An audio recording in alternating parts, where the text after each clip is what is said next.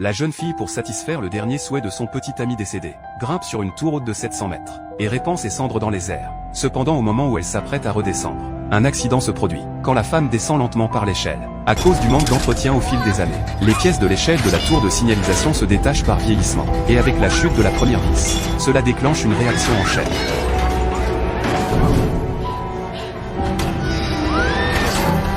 Heureusement, son ami réagit rapidement, rattrape Lisa qui tombait à temps, et enroule la corde de sécurité autour de la tour métallique.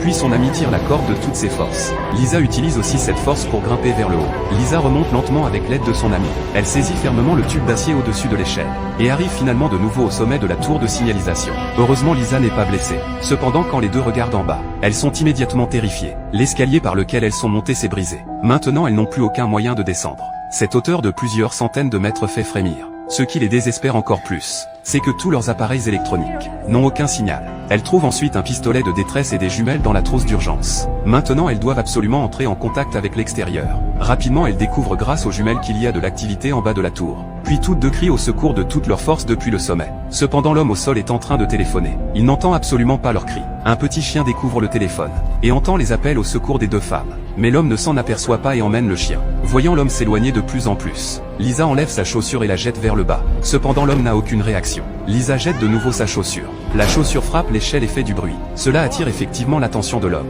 L'homme retourne à l'endroit où se trouve la chaussure. Comment pourrait-il imaginer qu'au-dessus de lui se trouvent deux jeunes filles prisonnières? L'homme observe autour de lui qu'il n'y a personne, et jette la chaussure sur le côté. À ce moment, Lisa sort directement le pistolet de détresse. Mais au moment où elle s'apprête à tirer, son ami l'arrête soudainement. C'est leur dernière bouée de sauvetage. Si le tir échoue, les conséquences seraient impensables. Avec la tombée de la nuit, Lisa saisit sa chance et tire la fusée de détresse. Cette scène attire effectivement l'attention de l'homme.